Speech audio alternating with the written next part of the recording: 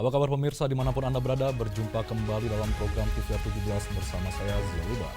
Tepat pukul 17 waktu Indonesia Barat, kami hadirkan kepada Anda sejumlah informasi paling baru dan menarik seputar kinerja dan kegiatan DPR RI yang telah disajikan oleh redaksi TVR Parlemen. Pemirsa TVR Parlemen, inilah TVR 17 selengkapnya.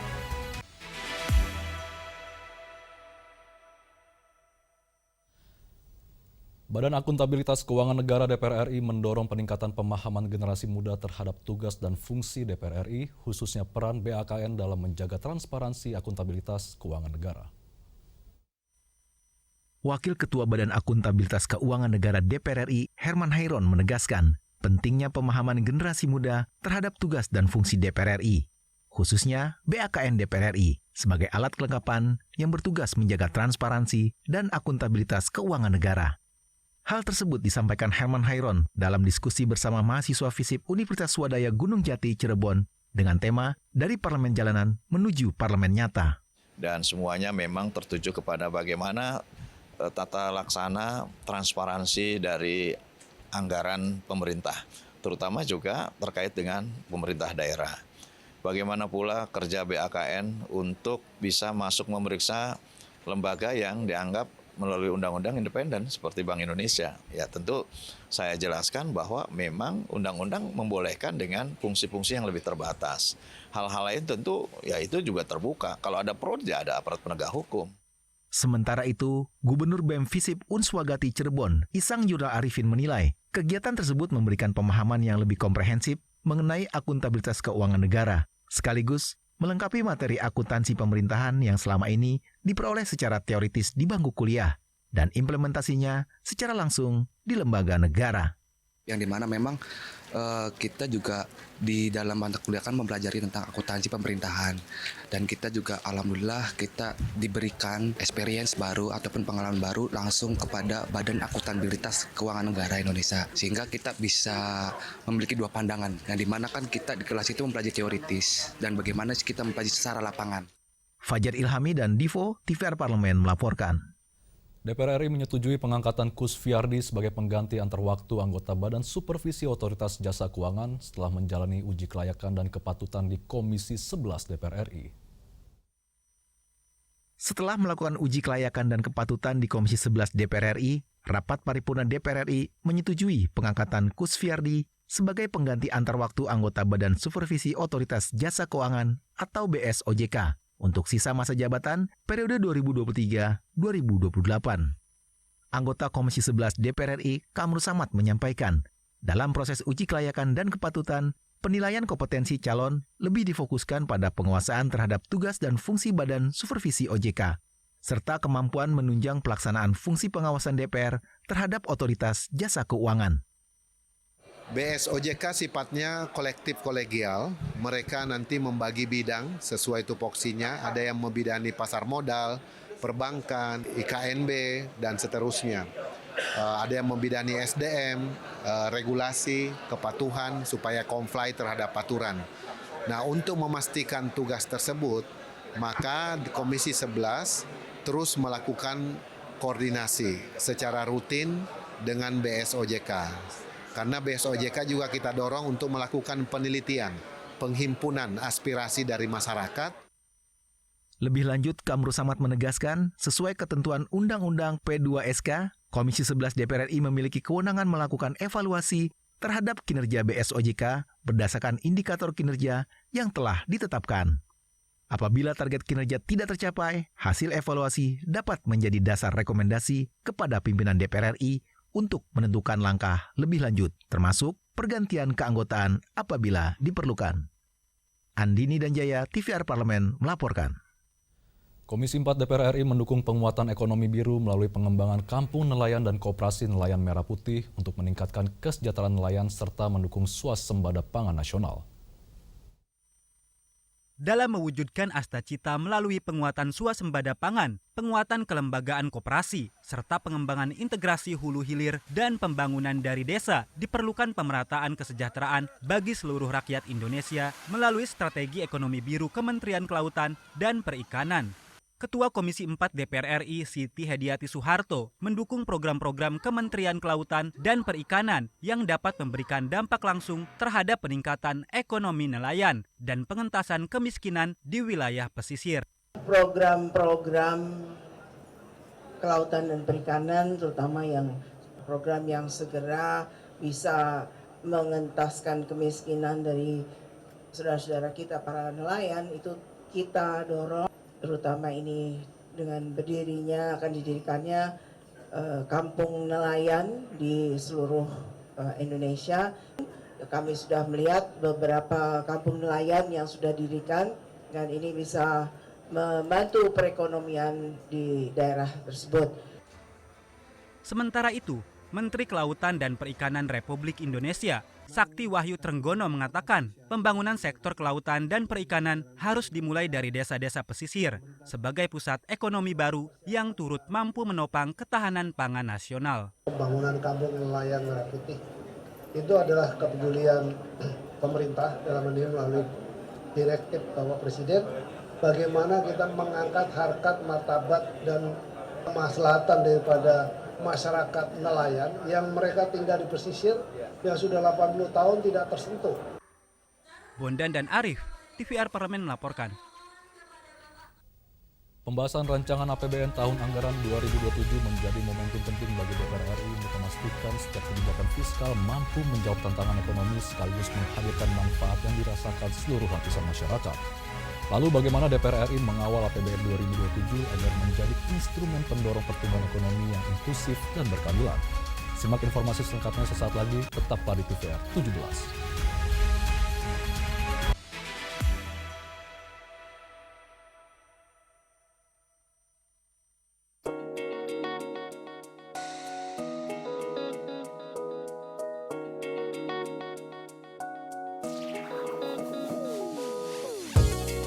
Kehadiran mereka tidak hanya mewakili suara perempuan, tetapi juga membawa perspektif yang beragam serta pengalaman hidup yang unik ke dalam proses pembuatan kebijakan. Saksikan Perempuan Parlemen hanya di TVR Parlemen. Sebenarnya seberapa besar sih tantangan industri kita bisa survive ke depannya, Pak? Oke, pada saat ada konflik, kemudian situasi global dunia tidak menentu, harga minyak naik, harga minyak mentah naik, ini pasti akan mendapat dampak yang kemana-mana, terutama sektor industri itu pastilah Mbak. Bahan baku industri yang ada di Indonesia ini kan masih banyak yang didatangkan dari luar negeri. Nah kalau dolar naik, ya mesti naik juga. Tapi bagaimanapun memang industri butuh kebijakan. Jadi Komisi 7 sendiri menekankan apa aja? Kami itu kan ya nggak bisa merintah Mbak, cuman bisanya ngawasi. Betul. Nah di sini butuh leader yang kuat, di sini butuh pemimpin yang kuat, pemimpin yang harus gimana ya kuat. Kau laksanakan ini, tidak boleh ini. Kalau masih kau coba lakukan ini, wassalam Mbak di Indonesia. Terkait tarif pajak normal untuk PT dan CV itu di angka 22% ya Pak. Itu gimana sih Pak kondisi realnya di lapangan ini? Menurut saya silahkan pemerintah mau naikkan pajak berapapun silahkan. Apa kebutuhannya pemerintah gitu loh. Ya memang tugas pemerintah itu misalkan untuk menahan laju inflasi harus ngambil pajak, ya monggo. Tapi kebutuhannya harus ditransparansikan kepada rakyat. Tidak boleh tidak. Pajak sampai naik segitu tuh buat apa? Mau ngambil dari PT dan CV Bali dari sektor usaha. Iya. Pemerintah harus real bantu mereka dong.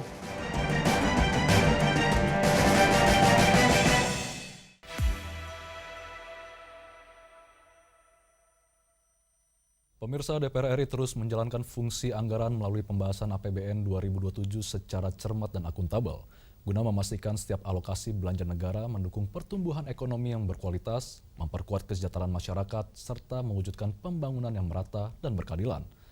Melalui sinergi antara pemerintah dan DPR RI, APBN 2027 diharapkan mampu menjadi fondasi yang kokoh dalam menjaga stabilitas ekonomi nasional, sekaligus meningkatkan kesejahteraan rakyat secara berkelanjutan. Mari kita simak liputan mendalam yang telah dikemas oleh tim redaksi TVR Parlemen dalam segmen editorial Parlemen berikut ini.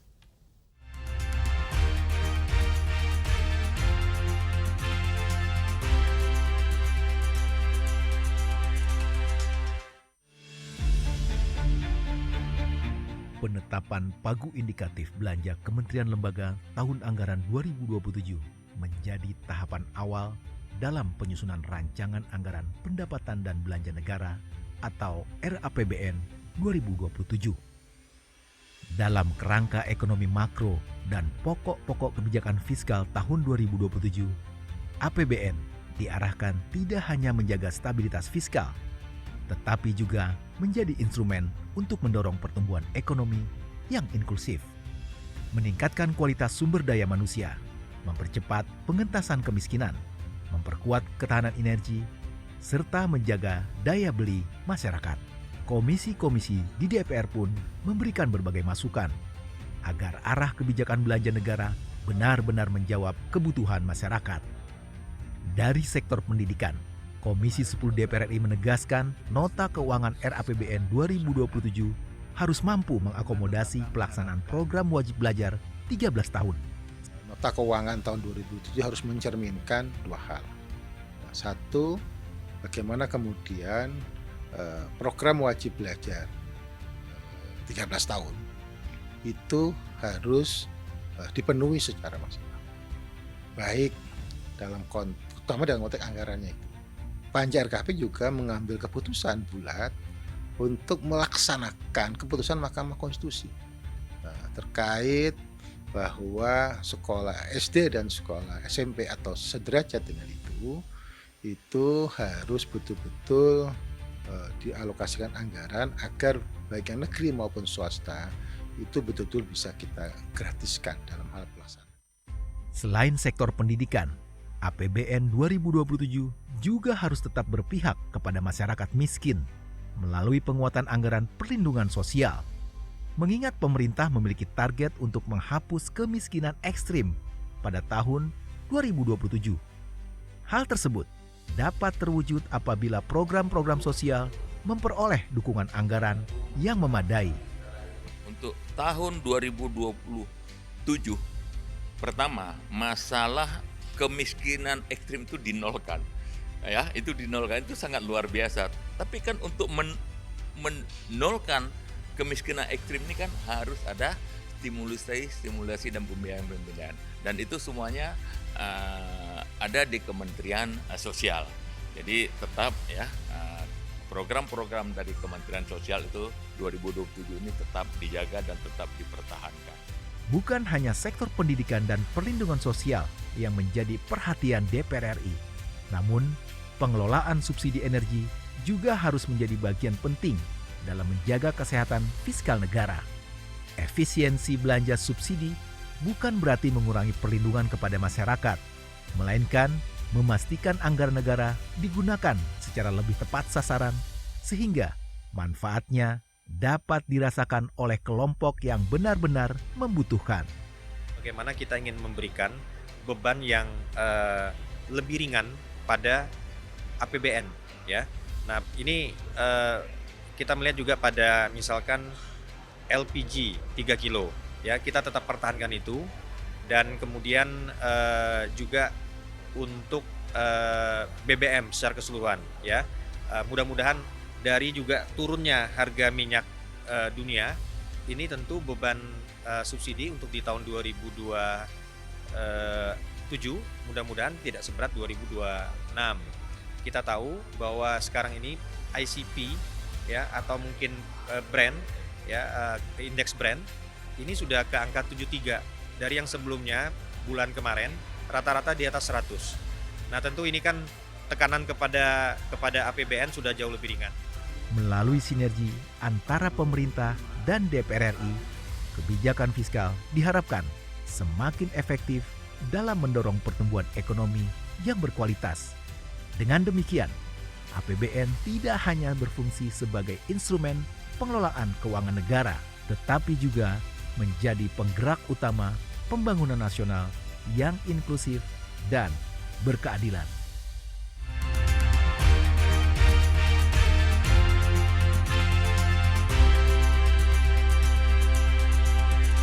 Komisi 6 DPR RI terus memperkuat fungsi pengawasannya terhadap kinerja Perumnas sebagai BUMN yang mengemban mandat strategis di sektor perumahan.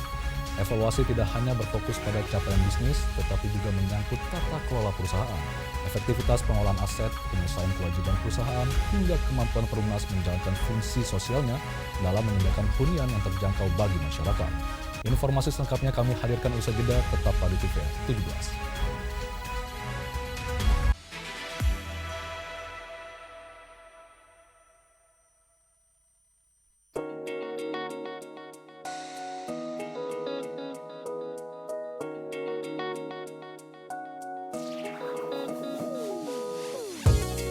Kehadiran mereka tidak hanya mewakili suara perempuan, tetapi juga membawa perspektif yang beragam serta pengalaman hidup yang unik ke dalam proses pembuatan kebijakan.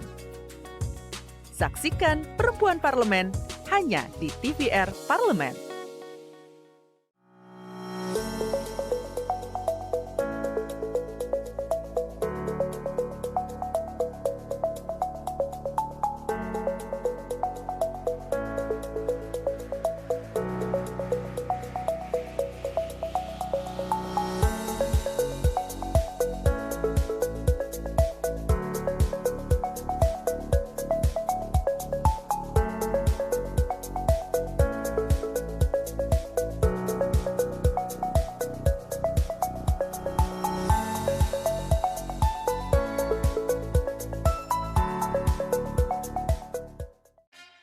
Yuk kita kenalan dengan anggota DPR RI periode tahun ini. Dari depan kursi. Di balik kursi.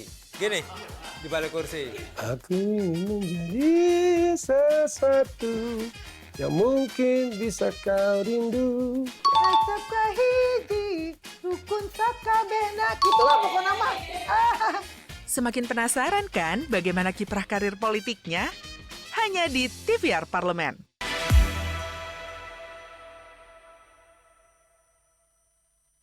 Pemirsa, DPR RI menilai transformasi tata kelola yang lebih transparan, akuntabel, dan berkelanjutan menjadi kunci agar Perumnas mampu memperkuat kinerja korporasi, sekaligus memenuhi mandat negara dalam mendukung penyediaan perumahan nasional. Untuk selengkapnya, berikut laporan rekan kami Naziat Sudirja dari Gedung DPR RI, Senayan, Jakarta. Baik pemirsa TVR Parlemen dimanapun Anda berada, Komisi 6 DPR RI baru saja melakukan rapat dengar pendapat dengan PT Perumnas untuk membahas berbagai permasalahan dan juga strategi pembiayaan terkait dengan pembangunan 3 juta rumah. Dan seperti apa catatan yang diberikan oleh anggota Komisi 6 DPR RI terkait dengan masalah-masalah yang dibahas di rapat tersebut. Saat ini telah hadir bersama saya Bapak Ahmad dari fraksi Demokrat Dapil Riau 1 ya Pak. Baik Pak, terkait dengan rapat dengar pendapat dengan PT Perumnas yang tadi sudah dibahas, kemudian berbagai permasalahan juga disebutkan dan juga terkait dengan strategi pembiayaannya juga. Dari Komisi 6 sendiri catatannya apa saja nih Pak? Pertama tentu kita tahu bahwa perumahan ini adalah kebutuhan dasar masyarakat ya, papan sandang ya. Nah karena ini sangat urgen, sangat penting sekali menyangkut masyarakat kita, terutama masyarakat dari menengah ke bawah. Maka kita konsen, kita serius tadi membahas dengan Perumnas ya, Perumnas bersama Ibu Melda. Nah di sini ada beberapa hal kendala-kendala mereka di dalam untuk mencapai target perumahan itu ya. Target dari 3 juta rumah itu ya target mereka paling tidak 200.000 sudah terrealisasi. Nah oleh sebab itu pertama salah pembiayaan. Nah pembiayaan ini tidak terlepas dari utang-utang sebelumnya. Ya utang-utang sebelumnya banyak perumahan itu yang tidak terjual sehingga bunga utang bertambah, seterusnya juga masalah di samping pembangunan pembiayaan yang terus menekan mereka itu juga masalah lahan yang strategis. Nah oleh sebab itu kita minta kepada Perumnas menyampaikan roadmap-nya itu, jangka pendeknya seperti apa, jangka menengah seperti apa, jangka panjang seperti apa. Sehingga dengan hal ini Komisi 6 mendorong supaya Perumnas ini mencapai target-target pekerjanya. Antara lain mereka lakukan restrukturisasi organisasi. Dengan organisasi yang efektif dan efisien diharapkan akan membantu kinerja mereka. Kedua masalah pembiayaan. Nah pembiayaan mereka memang membutuhkan dana lebih kurang 3 triliun untuk tambahannya. Nah, itu kan pada prinsip mendukung, apalagi dengan PT Perumnas ini kan di bawah BPBMN ya, berarti bisa ini dengan melalui dana antara nanti. Nah ini kemudian juga kita harapkan kepada Forum Perumnas itu menyesuaikan pembangunan Perumnas sekarang dengan tahun-tahun sebelumnya, terutama tahun-tahun 2000-an ke bawah kan. Nah sekarang kan perlu pencitraan terhadap perumahan itu sendiri sehingga masyarakat minat sehingga apabila dibangun itu terjual. Terutama prioritaskan daerah-daerah yang padat penduduknya seperti di perkotaan. Nah ini tentu bekerja sama kita harapkan dengan pemerintah kabupaten kota provinsi seperti DKI. Ini kan banyak daerah sum area, daerah-daerah bantalan sungai. Nah ini diprioritaskan. Dengan bekerja sama kita harapkan itu akan dapat mendongkrak target mereka itu. Kemudian dari fasum dan fasosnya, fasilitas sosial dan fase umumnya. Ini kan terkesan Perumnas itu selama ini fase sosialnya, fase umumnya itu seadanya. Nah kita minta kepada Perumnas agar fase sosial dengan fase umum itu merupakan magnet menarik bagi mereka untuk di Perumnas itu, sehingga kita harapkan dengan fasilitas sosial, infrastruktur yang bagus, ada sarana olahraga, ada sarana bermain anak-anak, ada tempat hiburan, ada ruang terbuka dan seterusnya. Kenapa? Karena Forum Perumnas ini bukan hanya sebagai unsur bisnis ya, komersial ya, tapi sana juga ada unsur sosialnya karena ini pemerintah, jadi juga sosialnya juga harus diperhatikan.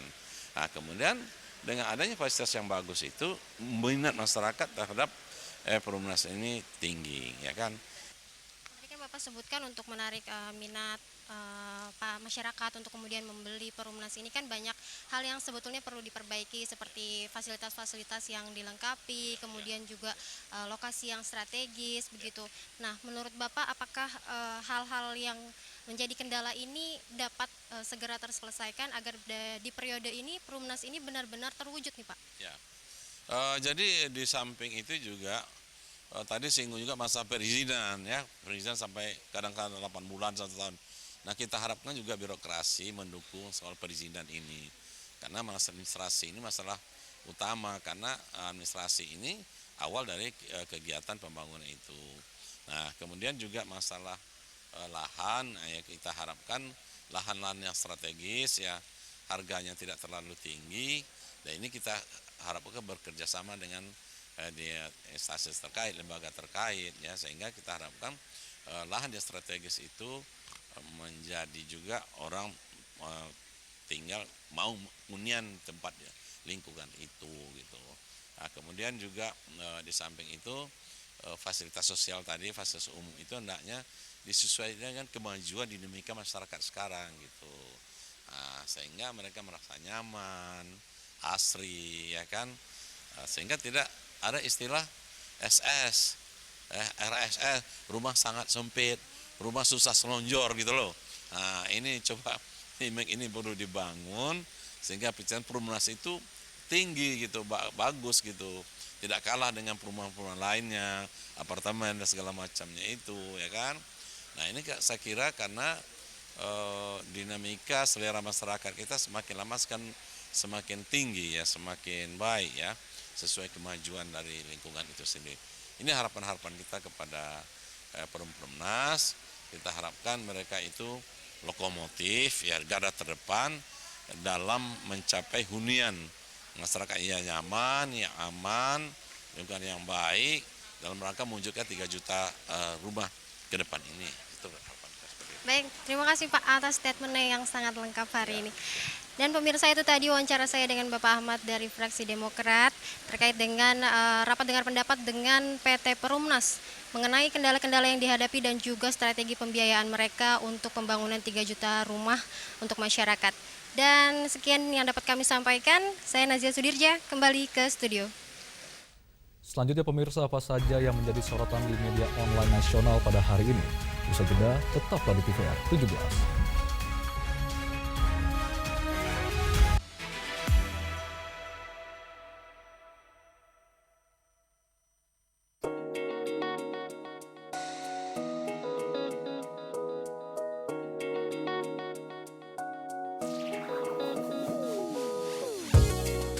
Kehadiran mereka tidak hanya mewakili suara perempuan, tetapi juga membawa perspektif yang beragam serta pengalaman hidup yang unik ke dalam proses pembuatan kebijakan. Saksikan Perempuan Parlemen hanya di TVR Parlemen.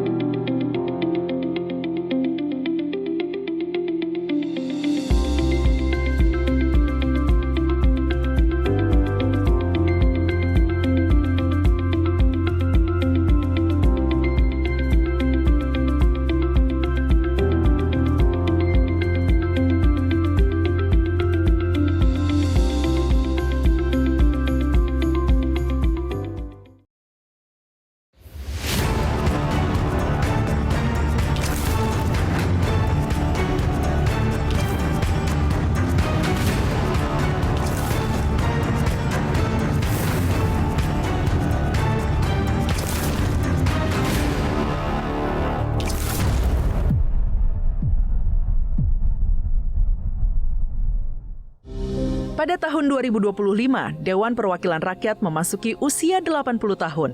Dibentuk usai Indonesia merdeka, DPR RI mengalami beberapa kali transformasi di awal pendiriannya. Berikut adalah 8 fakta sejarah yang terjadi di awal pembentukan DPR RI.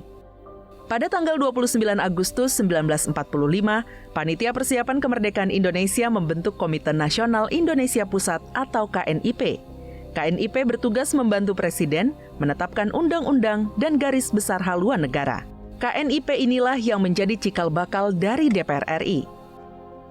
Saat KNIP dibentuk, Kasman Singodimedjo yang sebelumnya merupakan anggota PPKI diangkat menjadi ketua KNIP yang pertama. Meski hanya menjabat selama 2 bulan, Kasman dikenal sebagai ketua DPR RI pertama yang menjadi sosok pemersatu bangsa. Di awal pembentukan, anggota KNIP berjumlah 137 orang. Namun, seiring berjalan waktu, anggota KNIP semakin bertambah. Komposisi anggota KNIP terdiri dari perwakilan 7 partai politik, perwakilan golongan buruh tani, perwakilan daerah, serta perwakilan keturunan asing. Pasca kemerdekaan dibutuhkan kerja cepat dari KNIP untuk merespon keadaan genting. Maka dibentuklah Badan Pekerja KNIP dengan jumlah anggota yang lebih sedikit. Pada akhir tahun 1949, Konferensi Meja Bundar menyepakati terbentuknya Republik Indonesia Serikat atau RIS. KNIP pun bertransformasi menjadi Dewan Perwakilan Rakyat Republik Indonesia Serikat yang beranggotakan perwakilan dari 16 negara bagian. Agustus 1950, Soekarno membubarkan Republik Indonesia Serikat dan mengembalikan Negara Kesatuan Republik Indonesia. DPR RIS pun dibubarkan diganti dengan Dewan Perwakilan Rakyat sementara yang anggotanya ditunjuk langsung oleh Presiden Soekarno. Pemilihan umum pertama kali digelar pada tahun 1955 untuk memilih anggota DPR dan konstituante. Pada Maret 1956, pemilihan umum pertama kali digelar pada tahun 1955 untuk memilih anggota DPR dan konstituante. Pada Maret 1956, anggota DPR RI hasil pemilu tahun 1955 dilantik bersama dengan anggota dari perwakilan Irian Barat dan kelompok minoritas. Tahun 1960, Presiden Soekarno memberhentikan anggota DPR hasil pemilu 1955 dan membentuk DPR Gotong Royong. Anggota DPR Gotong Royong terdiri dari perwakilan golongan politik, golongan karya, dan perwakilan Irian Barat.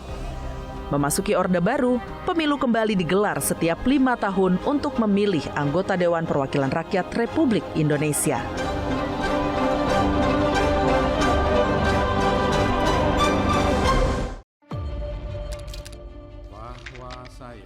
Bahwa saya, demi Allah, saya bersumpah dan seadil-adilnya periode keanggotaan DPR RI hingga saat ini, yaitu terdapat 126 undang-undang yang telah selesai dibahas DPR RI. Terima kasih rekan Elisa dan juga Dadina. Pemirsa,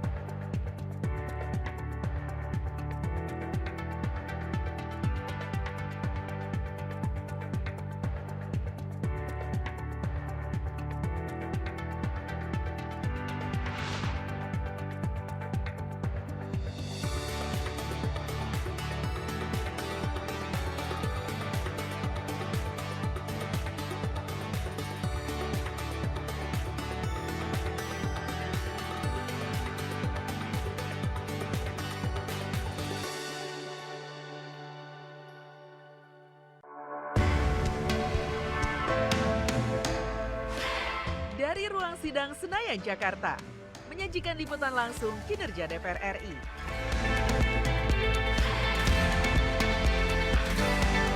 Dialog mendalam,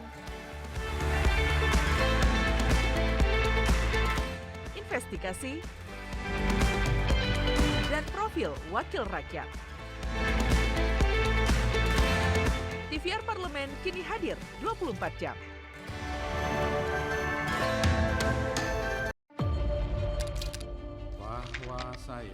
Bahwa saya demi Allah saya bersumpah dan seadil-adilnya Periode keanggotaan DPR RI hingga saat ini, yaitu terdapat 126 undang-undang yang telah selesai dibahas DPR RI. Terima kasih rekan Elisa dan juga Danina. Pemirsa,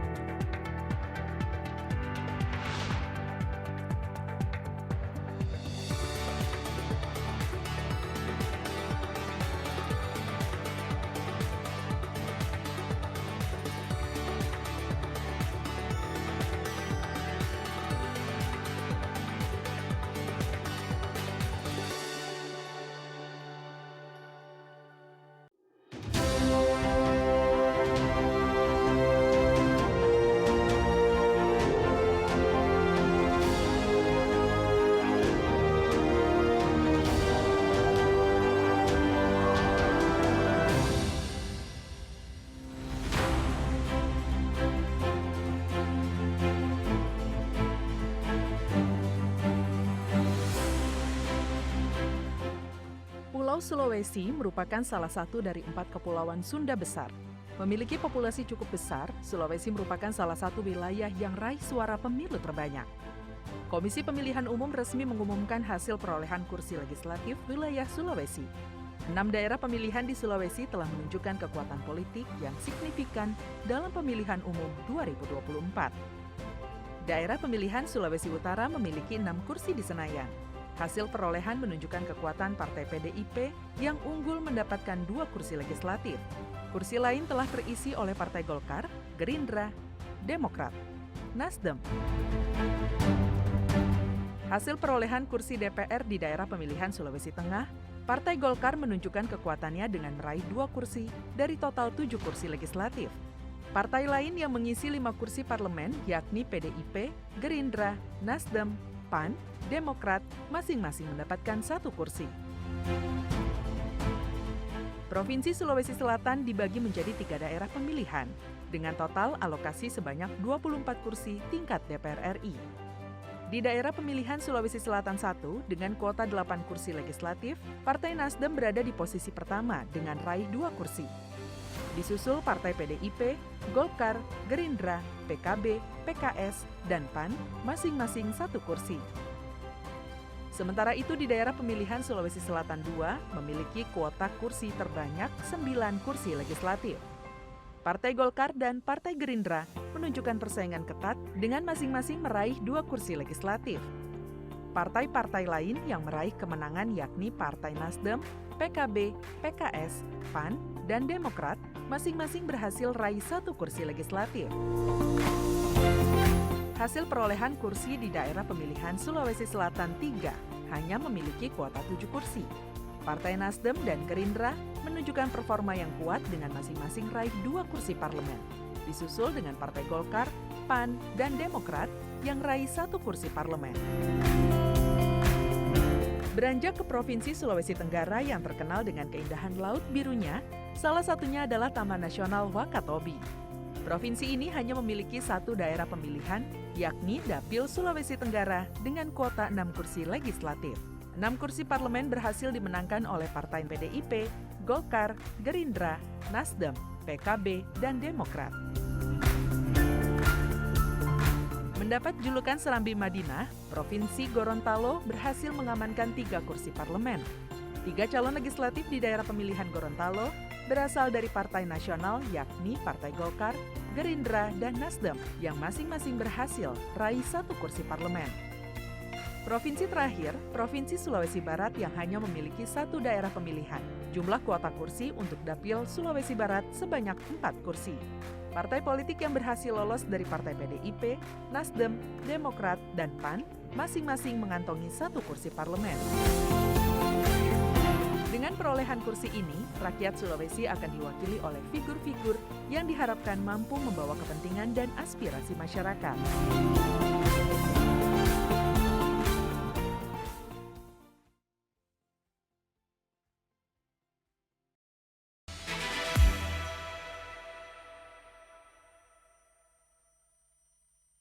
Anda kembali di TVR 17 dan pemirsa, mari kita simak berita pertama yang menjadi headline di media online pada hari ini, yaitu sampaikan bela sungkawa, Puan Maharani dorong penguatan manajerial Latsar SPPI. Dapat Anda saksikan di layar Anda saat ini pemirsa, di mana sebagai lembaga yang memiliki fungsi pengawasan terhadap penyelenggaraan pemerintahan, DPR RI menaruh perhatian serius terhadap peristiwa yang terjadi dalam pelaksanaan latihan dasar Sarjana Penggerak Pembangunan Indonesia. Di sini Ketua DPR RI Dr. Honoris Causa Puan Maharani menyampaikan belasungkawa yang mendalam sebagai keluarga peserta yang meninggal dunia, seraya menegaskan bahwa setiap program pembinaan sumber daya manusia harus mengedepankan keselamatan, perlindungan, dan penghormatan terhadap hak-hak peserta sebagai prioritas utama. DPR RI juga mendorong adanya evaluasi menyeluruh terhadap tata kelola dan manajemen pelaksanaan Latsar SPPI agar kejadian serupa tidak kembali terulang. Penguatan sistem pengawasan, standar operasional, mitigasi risiko, hingga mekanisme pendampingan peserta perlu menjadi bagian dari pembenahan yang berkelanjutan. Dengan demikian, program pengembangan sumber daya manusia dapat tetap berjalan secara efektif, profesional, dan humanis, sekaligus memperkuat kepercayaan publik terhadap setiap kebijakan pembangunan nasional. Kita beralih ke berita selanjutnya yang menjadi headline di media online, yaitu Sari Yuliati, apresiasi dedikasi Polri di HUT ke-80 Bayangkara. Dapat kembali Anda saksikan di layar Anda saat ini pemirsa. Ya, di sini peringatan Hari Ulang Tahun ke-80 Bayangkara menjadi momentum untuk memberikan apresiasi atas dedikasi dan pengabdian seluruh jajaran Kepolisian Negara Republik Indonesia dalam menjaga keamanan, ketertiban, serta memberikan pelayanan kepada masyarakat.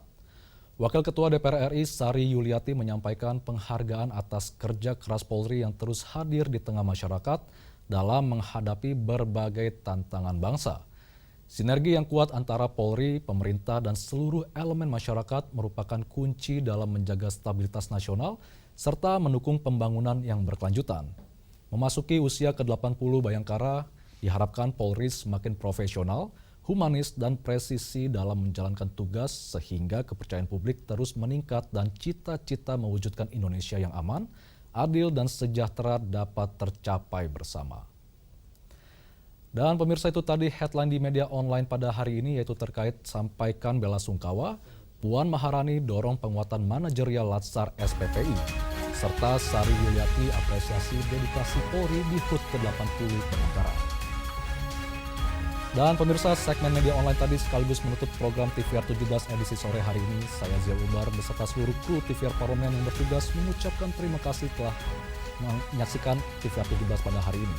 Saya Zulbar pamit undur diri dari hadapan Anda, TVR Parlemen, Referensi Indonesia.